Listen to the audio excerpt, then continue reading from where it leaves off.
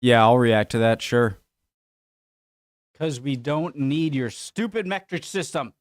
Where the United States is one of the few countries in the world that doesn't use the metric system. Instead, it uses US customary measurements, which is similar to the imperial system used in Britain. Sort of. But given that the overwhelming majority of nations have adopted the metric system, this raises the question, why didn't the United States ever do the same? So I'm genuinely curious, all right? As much as I want to, just act overly patriotic. It's just, I'm curious. As of American independence, the new nation unsurprisingly used the same system of measurements as the British. And since even after the war, Britain was still the United States' main trading partner, it made sense to keep the system to help facilitate trade. George Washington and Thomas Jefferson had looked into adopting a new system in 1776, but given that they were, busy, it wasn't a priority. 10 carats equals 1 double scruple.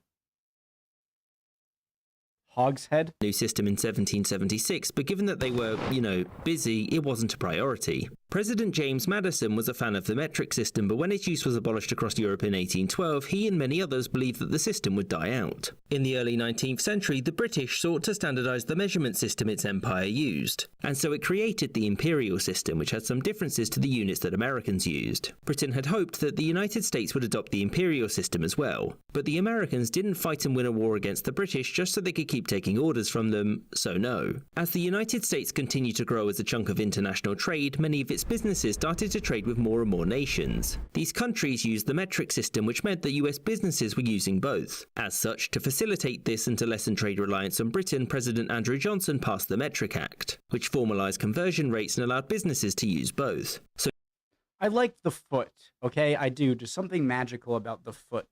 It's a ruler. I'm always used to it. Johnson passed the Metric Act, which formalized conversion. The Metric Act, 1 meter equals 39.37 inches, 1 centimeter. I thought a centimeter was 2.4 centimeters per inch. Oh, maybe it is. Yeah. Work the rest out for yourselves. It's not hard. The government isn't here to hold your hands. Signed, Andy. Conversion rates and allowed businesses to use both. So did this formal recognition of the metric system change anything? Well, not really. As the 20th century approached, American feelings towards the metric system hadn't changed. However, academic and scientific communities pressured successive presidents to adopt the system, but they were denied for 3 primary reasons. Okay, I'm going to read that at the end. The first was that doing so would require effort, and nobody wanted that. The second was that the late 19th and early 20th centuries were a fairly isolationist and patriotic period, and many Americans didn't want to adopt the foreign metric system when they were already using the American system. The argument was that other societies were worse than America, and they used the metric system, and thus by adopting it in the United States, it would only serve to diminish the country. The third reason was that many policymakers and manufacturing leaders in the United States believed that it was an inevitability that not only would America rise to the top of the great powers, but would eventually eclipse them all. And so why go to the cost and effort of replacing US customary measurements when the rest of the world would inevitably change for America? This line of thinking continued until the 1970s. This was when President Gerald R. Ford went the extra 1,609 meters in order to swap.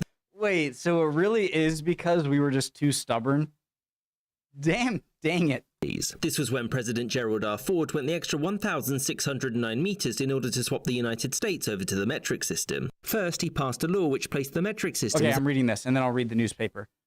Metric Conversion Act. Metric is cool. We like it here. As such, we've decided to make it the basis of our measurement system, but without actually adopting it. All American measurements have hereafter derived from the metric system and not the other way around. Nothing has changed. It's just symbolic.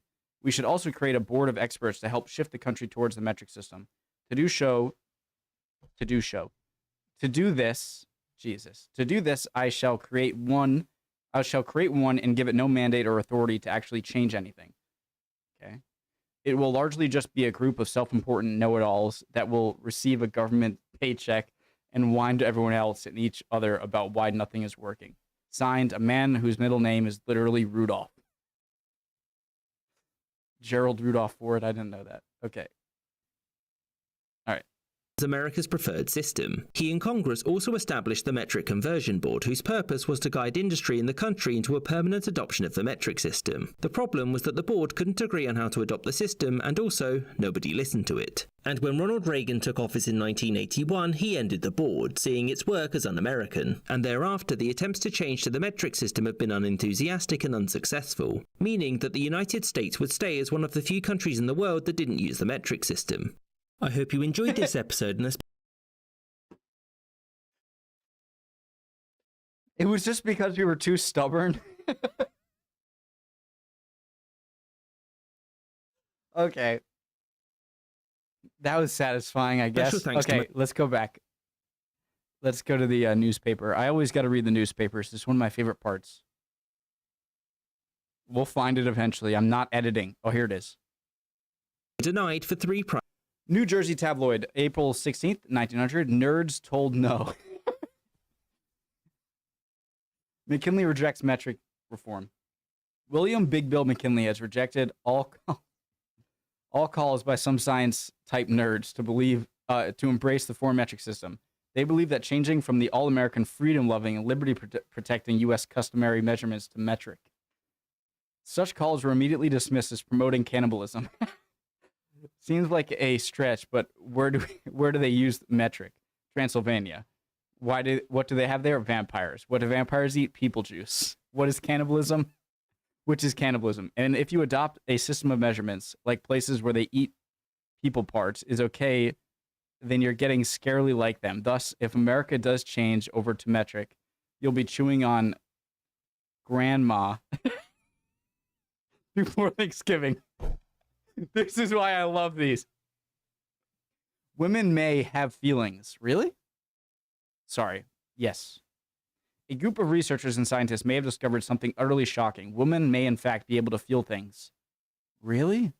These feelings include happiness, pain, remorse, annoyance at you not listening to them, and perhaps even hope for a life that doesn't involve them doing everything you can't be bothered to do. The women were surveyed during childbirth, with one reporting, ow. Dang it!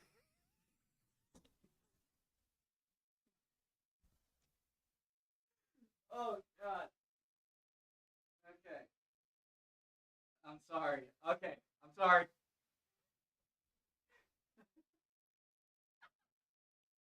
Oh, God. Okay. Okay. With some reporting, ow, and another responding, who are you and why are you in here? Are you a doctor? Results will need to be verified by a panel of men, but if true, the ramifications will be ignored. Pictured maidenless loser. Greek palace found no minotaurs yet.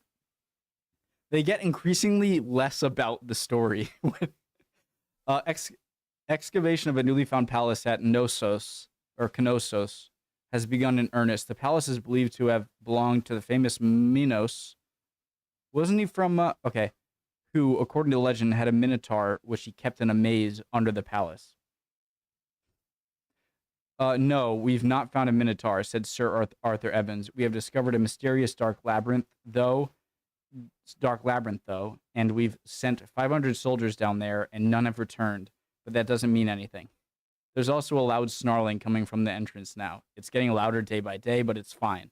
I found a cool pot yesterday. I love this channel. I hope you guys are doing well. Hope you learned something or can teach me something in the comments. I love y'all. Chin up if you're not doing well. You'll be good soon. Emotions are fickle, my friend. See you next time, guys. Bye.